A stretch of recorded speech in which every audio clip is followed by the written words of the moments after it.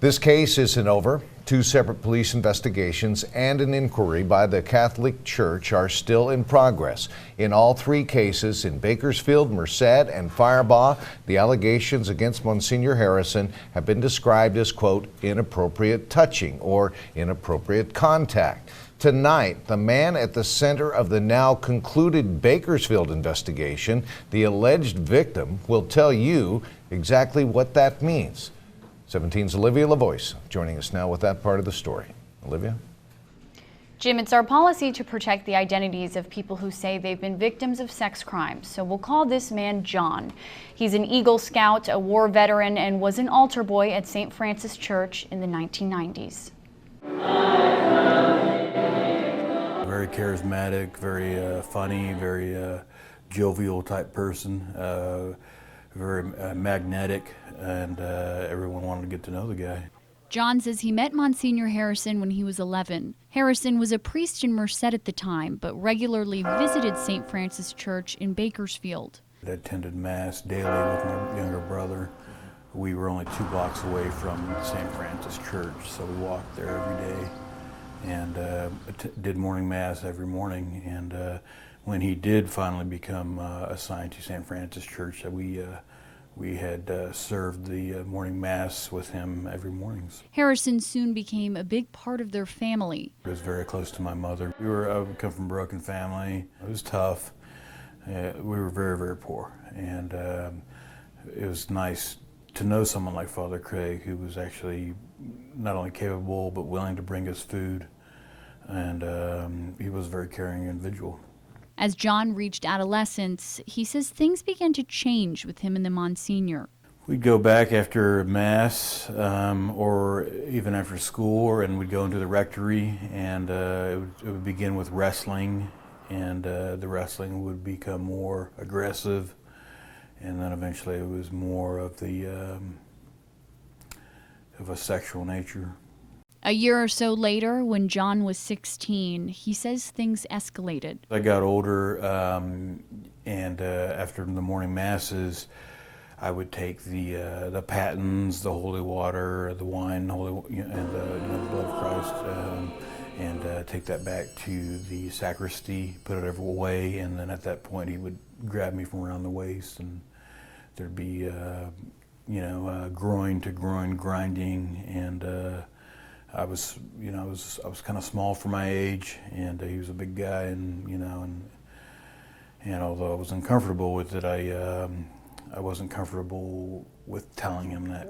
Clothes were never removed. It was always there was thrusting in the groin area, things of that nature, grinding. I know, like a lot of people would call that like dry humping. We asked John if at the time he felt what was happening was sexual. I never thought for a minute that it was anything but that, but I never felt comfortable with telling him or anyone else at the time I wouldn't want to disappoint him, to be honest, because, he was the father figure in my life, and I did, love him, and I still do. There's a part of me that still loves the person. As he became a young adult, John says his contact with Harrison tapered off. Just felt kind of gross, ashamed. And as I got older and became a man, I kind of questioned my masculinity. I was kind of delayed in my maturity in respects to my affiliation with women, or it did affect those things. And I think it even affected my marriage. The last time he saw Harrison was about 10 years ago at his mother's funeral. She loved him very dearly. She obviously had no knowledge of any of this, so it was, I loved my mom more than anything else in the world, and I did everything for her, so this would be no different. John went into the military and served 5 tours in Iraq and also worked as a combat medic. He says he received treatment for things he saw overseas, but never wanted to talk about anything that happened between him and Harrison. He never thought about reporting it until he saw a news story announcing Harrison was put on leave after a man reported misconduct by Harrison from decades ago. When I found out that this wasn't the first time, but he was cleared of everything, and I said, this isn't going to stick without people coming forward, because I thought nothing was going to happen to him. And it's still part of a fear of mine that nothing's going to happen. He's going to get slapped on the wrist. He's going to resume his position at the church, and that can't happen. Even now, John says there will always be a place in his heart for the man who was his father figure. It's upsetting to me, but and like I said, it's mixed feelings because I just still love the guy, but I don't love him so much that I would want to allow or want to have others be in a position where I was in. So that's why I'm saying all this, because it's right. You know, it's the right thing to do.